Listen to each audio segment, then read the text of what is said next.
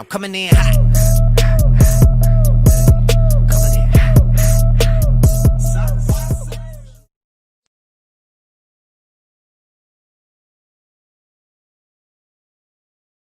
The upsetting ways a heatwave will disrupt your mind.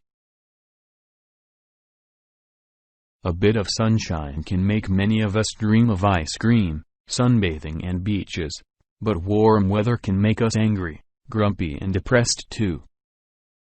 Why? For what?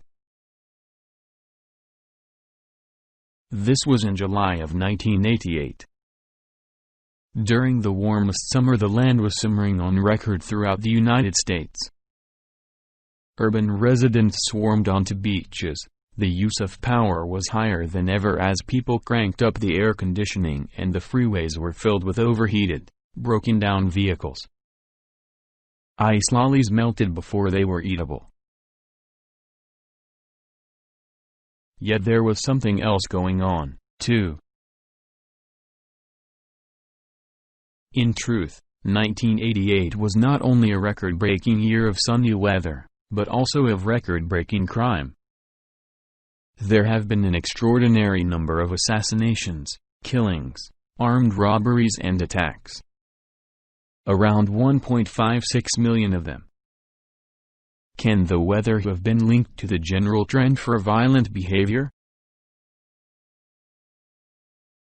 For years, people have believed warm weather will alter our conduct. The premise is rooted in our very language. We're talking about flaring tempers, incandescent anger, getting hot under the collar. And in the oppressive heat of a Verona summer back in 1597, Shakespeare described mad blood stirring. In the late 19th century, the first observations of the trend appeared, coinciding with the first accurate crime statistics. Offenses against individuals tended to occur in the summer months, according to one study, while offenses against property were observed to be more frequent in the winter. Proof has been growing substantially ever since. Each year we undergo a collective transformation as the mercury rises. Some of the signs are fairly mild. Drivers who are caught in traffic are more likely to honk their horns. The authorities usually find an increase in disorderly behavior. And we are less likely to help others out. Perhaps more disturbing are the others. The 2018 global heat wave, which caused widespread water shortages and extraordinarily high numbers of Arctic wildfires, drove reindeer to beaches in Finland, and even shrunk a mountain in Sweden, was also connected with some startling human events. There has been a record number of 999 calls in the UK, with one police officer stating that the public were very oddly responding to that sort of weather. Police announced that calls were up 40% in some areas. That's all largely anecdotal, of course. So there's plenty of alternate reasons for such events. Yet a weight of scientific work from across the globe tends to support the broader connection. There was 14% more violent crime at 20 degrees Celsius in the UK between April 2010 and 2018 than there was at 10 degrees Celsius. Under warmer weather, there is more organized crime in Mexico. And some researchers believe this is because it produces a violent taste. Researchers in South Africa have found that there is a 1.5% rise in the number of murders with every degree the temperature goes up. One research in Greece found that over 30% of the 137 homicides recorded in a single area occurred on days with an average temperature of over 25 degrees Celsius. Sub-Saharan Africa, Taiwan, the United States, Finland, and Spain have all been identified with similar trends involving violent crime and heat. The list goes on. In all, hundreds of scientific studies have demonstrated the effect. Then the uprisings are in. From 1791 to 1880, scientists tracked uprisings around the world in one study, and found that the overwhelming majority occurred in the summer months. No matter what end of the planet they looked at, the relationship was still held up. They were more likely to happen in Asia, for example, in July, although they were more likely to happen in South America in January.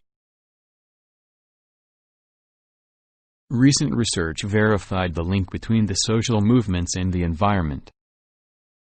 A study of more than 7,000 incidents over 36 years revealed that they appeared to occur on more clement days, and they were more likely to become violent as temperature increased. It appears to blend in, anecdotally. Following the hottest week since the nation began to keep records, rioting broke out in the Netherlands just last week. A building was set up alight, fireworks were thrown at police officers, and 27 people have been arrested. Although it is clear that injustices and other causes for social strife can occur all year round, it seems like when it's warm we are far more likely to respond. There's a catch, says Trevor Harley, emeritus psychology professor at Dundee University. The connection of heat to events like rioting is U-shaped. But people don't do something when it gets really hot or humid, because it's too hard to move. Lastly, outdoor environments can also influence the occurrence of self-harm. An analysis of 1,320,148 suicides across 12 countries showed that higher ambient temperatures were correlated with an overall increased risk of suicide, and that this association was especially clear in Western countries and South Africa. The greatest risk overall occurred when temperatures exceeded 27 degrees Celsius. Studies in Australia have shown that hospital admissions continue to rise at about this temperature, with an increase of 7.3% during heat waves. Why the environment has such control over our actions is a complete mystery. But as the climate heats up, scientists try to find some answers. Perhaps one of the most apparent reasons is the uncomfortable hot, stuffy weather, which puts us in a generally bad mood and contributes to destructive behavior. The first aspect of this is real. Extreme temperatures make us more frustrated and depressed, and less peaceful. In extreme heat, U.S. National Football League, NFL professional football is more likely to engage in offensive penalties. Reporters are more likely to use derogatory language in reporting. And people are more likely to protest and leave their jobs. One investigator put it in such strong terms.